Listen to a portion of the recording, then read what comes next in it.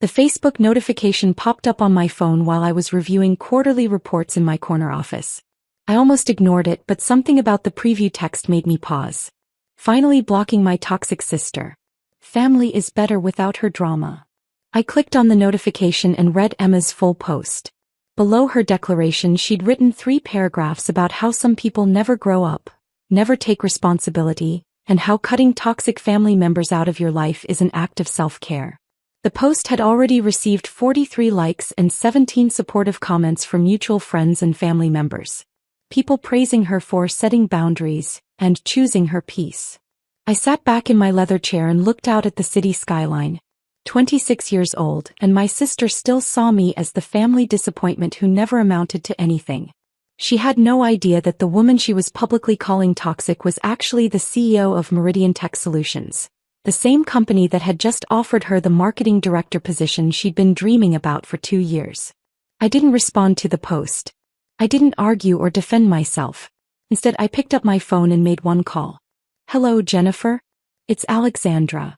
I need you to rescind the job offer we extended to Emma Torres yesterday. 3 years ago, I founded Meridian Tech Solutions with $50,000 I'd saved from freelance web development work. What started as a one-person operation had grown into a full-service digital marketing agency with 37 employees and annual revenue approaching $8 million. My family knew none of this.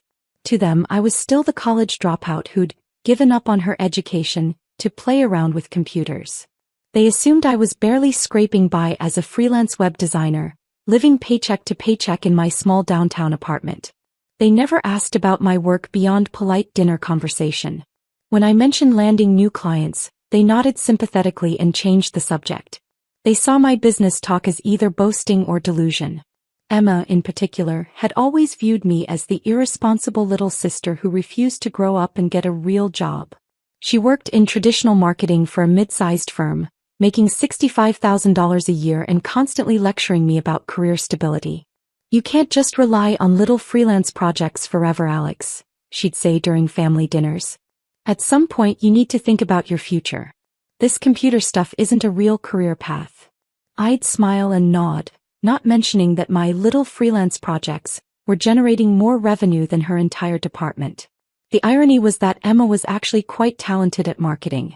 When Meridian Tech started looking for a marketing director 6 months ago, I'd anonymously recommended her to our HR department. She went through the same interview process as every other candidate, competing against 47 other applicants. She earned the position based on her skills and experience. Yesterday, our HR director Jennifer had called Emma with the good news. The position came with a $95,000 salary, full benefits, equity options, and the opportunity to lead marketing strategy for one of the fastest-growing companies in the region. Emma had been ecstatic. She'd called our parents immediately, then posted on Facebook about landing her dream job at an innovative tech company. She had no idea she'd just been hired by her toxic sister. After reading Emma's post this morning, I called Jennifer into my office. "I need you to rescind the job offer we extended to Emma Torres yesterday." Jennifer looked confused. "Emma Torres?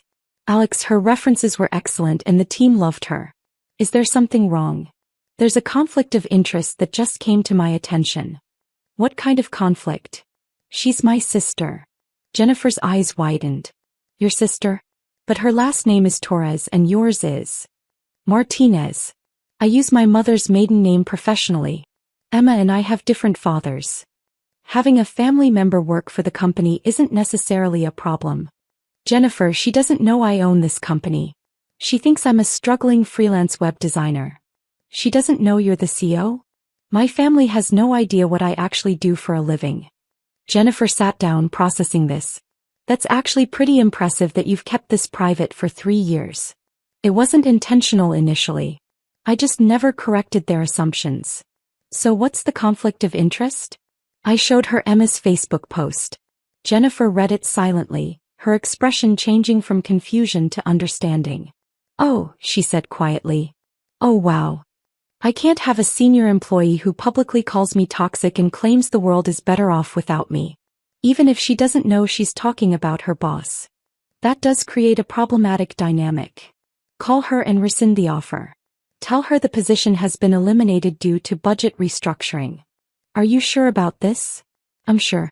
She made her feelings about me very clear. Jennifer nodded and left my office. 30 minutes later she knocked on my door. It's done. I called Emma and told her the position had been eliminated due to unexpected budget constraints. How did she take it? She was devastated. She asked if there might be other opportunities in the future, and I told her we'd keep her resume on file. Over the next few hours I watched Emma's Facebook activity escalate. First she posted about the job offer being rescinded, describing it as devastating and a sign that the universe is testing me. The same people who had supported her decision to block me were now offering sympathy. Several relatives suggested that her job loss was somehow my fault, that my negative energy was affecting her life even from a distance. My cousin Mark commented, "This is why you were right to cut Alex out. Toxic people bring bad luck even when they're not around." Around 3 p.m. my mother called me. "Alexandra, I just saw Emma's posts about losing that job opportunity.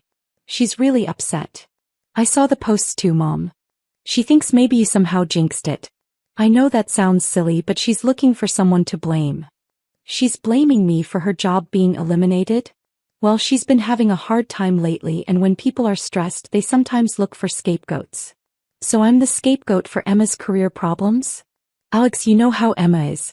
She gets dramatic when things don't go her way." "Mom, did you see what she posted about me this morning?" "I saw something about blocking toxic family members. I assumed you two had gotten into another argument." "We didn't get into an argument. She just decided to publicly announce that the family is better off without me." Mom was quiet for a moment. "Alex, I'm sure she didn't mean it personally." "How do you not mean something like that personally?" "You know Emma. She posts dramatic things when she's upset. So it's okay for her to call me toxic, but I'm somehow responsible for her job falling through? Maybe you could reach out to her. She's having a really hard time right now." I almost laughed. "Mom, she literally just blocked me and announced that the family is better off without me. Why would I reach out to her?" "Biz, your sisters. Family is more important than social media drama." "Is it? Because Emma seems to think our family is better without me in it." "Alex, don't be petty." "I'm not being petty, Mom. I'm respecting Emma's clearly stated wishes." At 5 p.m., I received a text from Emma's number, which surprised me since she'd claimed to have blocked me. "Alex, I know we're not talking, but I really need someone to vent to. The job I was supposed to start on Monday just got eliminated. Can you call me?" I stared at the message for several minutes. The same person who had announced that morning that the family was better off without me was now reaching out for emotional support. I texted back, "I thought you blocked me because I was too toxic. That was just Facebook drama. This is real life. I really need my sister right now." "Emma, you literally posted this morning that the family is better without me. Why would you want support from someone you described that way?" "Alex, that wasn't about you specifically. I was just venting about family stress in general." I screenshot her text and compared it to her Facebook post. "Emma, you specifically said, blocking my toxic sister, and family is better without her. How is that not about me specifically? You're being way too sensitive. It's just social media. So when you need something from me, it's just social media. But when you wanted to humiliate me publicly, it was important enough to write 3 paragraphs about. Alex, I'm really struggling right now. Can we please not do this?" "Emma, I think you were right this morning. Maybe the family is better off without the drama." I blocked her number and returned to my quarterly reports. Over the next week, Emma posted daily updates about her job search, each one more desperate than the last. She turned down 2 other offers while waiting for the Meridian Tech position, and now she was competing in a much smaller pool. Several relatives continued to blame her career troubles on my supposed negative influence, despite the fact that I hadn't spoken to Emma in months. On Thursday my mother called again. "Alex, Emma is really struggling with this job situation. She's wondering if maybe you could ask around in your computer network to see if anyone needs marketing help." I almost laughed out loud. "My computer network? You know, the people you do web design for. Maybe one of them needs marketing assistance." "Mom, you want Emma to ask for help from the toxic sister who brings drama?" "Alex, she didn't mean that seriously. She seemed pretty serious when she wrote 3 paragraphs about it. Family helps family, Alex. Does it? Because Emma made it very clear that I'm not really family. She said the family is better without me. You're being stubborn. I'm being consistent. Emma wanted me out of her life, so I'm respecting her wishes. The following Monday, Emma posted a new message. I've been thinking about family lately and the importance of not burning bridges over temporary frustrations. Sometimes we say things that don't reflect our true feelings. I want to apologize to anyone I may have hurt with my recent posts. An hour later, I received a text. Alex, I posted an apology. I know I was wrong to say those things. I was stressed and frustrated and I took it out on you unfairly. Can we please talk? That evening, I decided to call her. Emma, I saw your apology post. Alex, I'm so sorry. I was having a terrible week and I took it out on you. Emma, what exactly were you stressed about when you wrote that post? Work stuff mostly. And I was frustrated with some family dynamics. What kind of family dynamics? Just feeling like some people in our family get more support than others. You think mom and dad worry about my career? They're always talking about how you're not living up to your potential and how you need more stable work. And you see that as a problem? Alex, I'm not trying to judge your choices. I just think you're really smart and you could probably do amazing things if you found the right opportunity. What kind of opportunity? Maybe working for a tech company or a marketing agency, or something that uses your computer skills but gives you more security. I realized Emma's resentment wasn't really about me being toxic. It was about feeling like our parents worried more about my supposed career problems than they celebrated her actual success. Emma, can I ask you something? Sure. The job that got eliminated, what company was it with? Meridian Tech Solutions. They're this amazing digital marketing company that's growing really fast.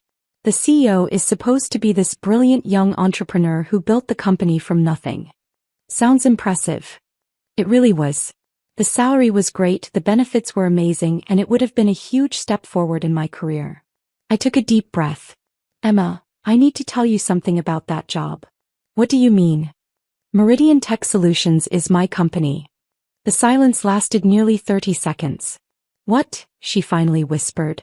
I'm the CEO of Meridian Tech Solutions. I founded the company 3 years ago. That's impossible. Emma, I own the company that offered you the marketing director position.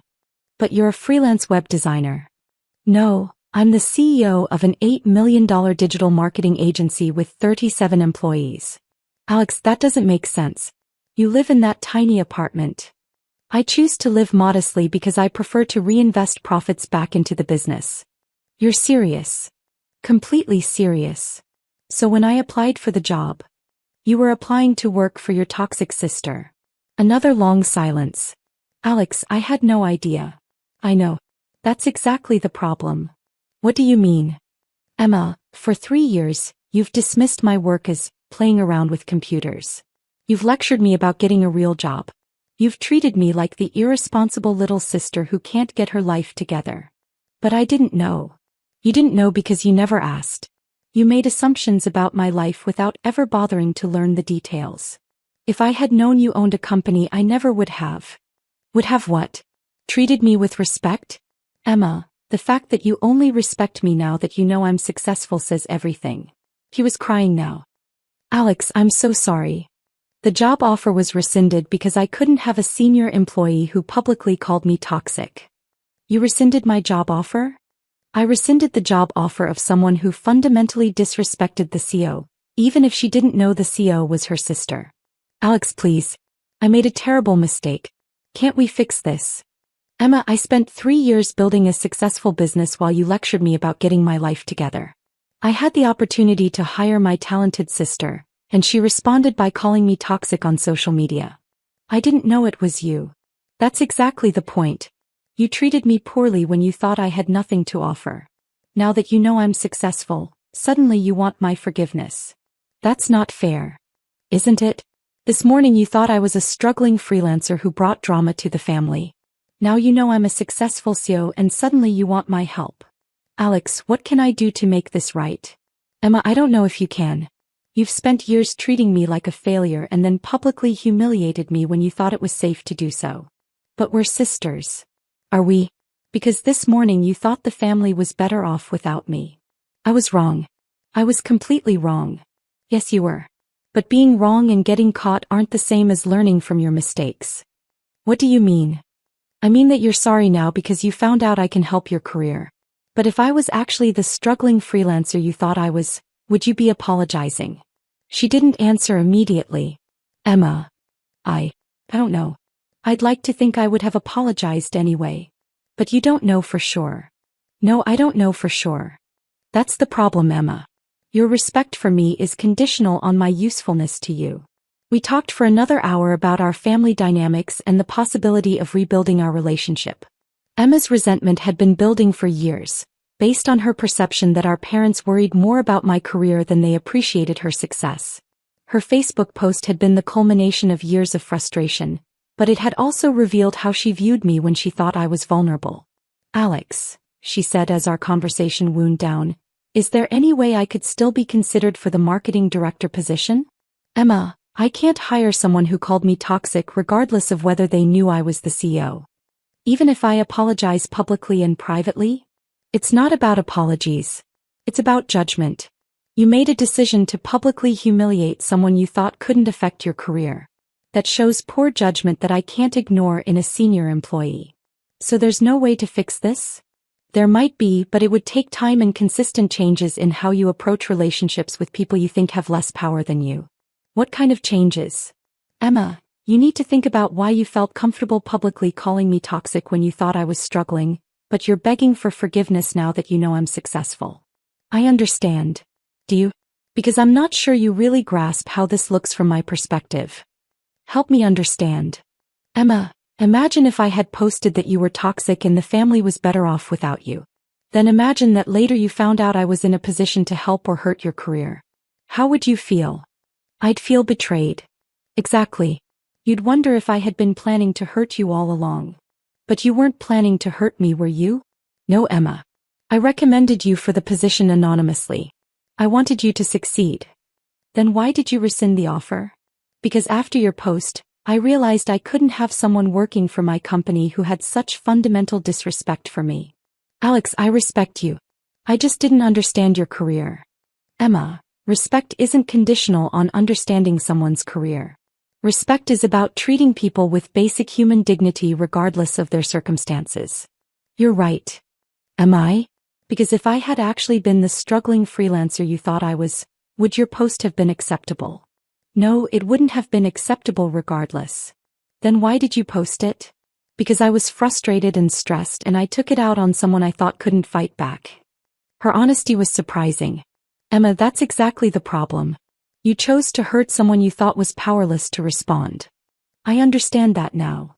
We ended the call with an agreement to continue our conversation in a few days.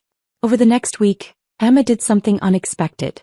She posted a detailed apology on Facebook, taking full responsibility for her previous posts and acknowledging that she'd been wrong to publicly attack a family member. More importantly, she started volunteering with a local nonprofit that helped unemployed professionals with job search assistance. 3 weeks later, Emma called me again. Alex, I've been thinking about what you said regarding how I treat people I think have less power than me. And you were right. I've been reflecting on other situations where I've been dismissive toward people I thought were beneath me professionally. Such as the barista at my coffee shop who mentioned wanting to be a writer. I told her she should focus on realistic career goals. The intern at my old job who was interested in starting his own business. I lectured him about gaining experience first. How do you feel about those interactions now? Terrible. I was projecting my own insecurities about career stability onto people who were being entrepreneurial and creative. What made you realize this? Working with the job search nonprofit. I've been helping people who are between careers, and I've seen how much courage it takes to pursue unconventional paths. I've also seen how destructive it can be when people dismiss their efforts. That's a significant realization, Emma. Alex, I owe you more than an apology. I owe you respect for what you've accomplished, and I owe you an acknowledgement that I was completely wrong about your life. I appreciate that. Is there any possibility that we could rebuild our relationship? Not because I want something from you, but because I genuinely miss having you as my sister. I thought about her question. Over the past month, I'd watched Emma make genuine efforts to change her perspective and behavior. Her apology had been public and specific. Her volunteer work showed commitment to understanding different viewpoints. Emma, I'd be willing to try rebuilding our relationship, but it would need to be based on mutual respect and honest communication. What would that look like? It would mean no more assumptions about each other's lives without asking for details. It would mean supporting each other's choices even when we don't fully understand them. And it would mean taking responsibility for our actions. I can commit to that. Emma, I also want you to understand that I'm not going to pretend to be less successful than I am to make other people comfortable. I wouldn't want you to. That means our family is going to learn the truth about my business, and there might be some awkward conversations. I think that's probably overdue. Are you prepared to support me through those conversations, even if it means acknowledging that you were wrong about me for years? Yes, I am. 2 months later, Emma and I had lunch downtown, near the Meridian Tech offices. It was our 4th meeting since we'd started rebuilding our relationship, and the first one that felt completely natural. How's the new job? I asked. She'd found a position with a smaller marketing firm. It's good. The pay isn't as high as the Meridian position would have been, but the work is interesting. I'm glad you found something that fits. Alex, can I ask you something? Sure. Do you ever regret not telling our family about your success earlier? I thought about it. Sometimes. It would have been nice to have their support while I was building the company. Why didn't you tell them? Initially, it was because I wanted to succeed on my own. But after a while, it became a way to see how people really viewed me when they thought I had nothing to offer. And what did you learn? I learned that a lot of people's respect is conditional on their perception of your success. Including mine. Including yours. But I also learned that some people are capable of recognizing their mistakes and changing. Do you think our parents will react well when they find out? I don't know. Part of me worries they'll be hurt that I didn't trust them. Part of me worries they'll suddenly start treating me differently because they know I'm successful. When are you planning to tell them? Soon. I'm tired of hiding who I am. Would you like me to be there? Would you want to be there? Yes. I think I owe them an explanation for my behavior toward you, and I want to support you. I'd appreciate that. The following Sunday, Emma and I drove to our parents' house for what we'd told them would be an important family conversation. Girls, you've been so mysterious, Dad said as we sat down. What's the big news? I looked at Emma, who nodded encouragingly. Mom, Dad, I need to tell you something about my work that I should have shared a long time ago. I spent the next 20 minutes explaining Meridian Tech Solutions, our growth, our client base, and my role as CEO. I showed them our website and recent press coverage. My parents sat in stunned silence. Alex, Dad finally said, you're telling us you own a company worth $8 million? The company generates $8 million in annual revenue. And you've been running this for 3 years? Yes.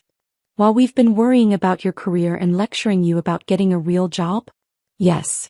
Mom started crying. Honey, why didn't you tell us? Because I wanted to see how you'd treat me when you thought I had nothing to offer. Emma spoke up. Mom, Dad, Alex is being polite. The truth is that we've all been dismissive toward her for years because we assumed she was failing professionally. But we were just trying to help, Dad protested. Were you? I asked. Because it felt more like you were trying to manage and control me. Alex, we had no idea what you were actually doing. Did you ever ask for details? Or did you just assume I was failing and try to fix me? They were both quiet. Mom, Dad, I love you, but you've spent years treating me like the family disappointment. You made assumptions about my work and my future without ever asking me directly. We're sorry, Mom said. We should have asked more questions. You should have, but more importantly, you should have trusted me to make good decisions about my own life. What can we do to make this right? Dad asked. You can start by treating me like the successful adult I've been for the past 3 years, instead of the struggling child you thought I was. We're proud of what you've accomplished. Are you proud of me or are you proud of my success? What's the difference? The difference is whether your pride is conditional on my achievements or whether it's based on who I am as a person. Emma nodded. That's the lesson I had to learn too. I was only proud of Alex after I found out she was successful. But I should have been proud of her for taking risks and following her own path, regardless of the outcome. You're right, Dad said slowly. We should have supported your choices even if we didn't understand them. What happens now? Dad asked. Now we rebuild our family relationships based on honesty and mutual respect, I said. No more assumptions, no more lectures about my life choices, and no more treating me like I need to be managed. Over the following months, my family slowly adjusted to the reality of who I actually was. My parents started asking genuine questions about my business and showing interest in my work. They stopped offering unsolicited career advice. Emma and I developed a stronger relationship than we'd ever had before. She became one of my most trusted advisors, and I helped her transition to a better position at a different company. The Facebook post that had started this whole situation became a turning point for our entire family. It forced us to confront years of assumptions, miscommunication, and conditional respect. 6 months later, Emma posted a new message. I've learned that success comes in many forms, and the most important thing is supporting the people you love, regardless of whether you understand their choices. Proud of my sister for building something amazing and teaching me what real family support looks like. This time I liked the post. Sometimes the best way to save a relationship is to be willing to lose it first. And sometimes the most toxic thing in a family isn't the person everyone blames. It's the assumptions that prevent people from seeing each other clearly. My sister thought she was blocking a toxic family member. Instead, she ended up blocking her own dream job and forcing our family to confront the truth about respect, assumptions, and what it really means to support each other. The irony wasn't lost on any of us. The sister she thought was holding her back was actually the one person in a position to move her forward. But more importantly, the sister she thought was toxic turned out to be the most successful person in our family. Now she knows better. And so do I.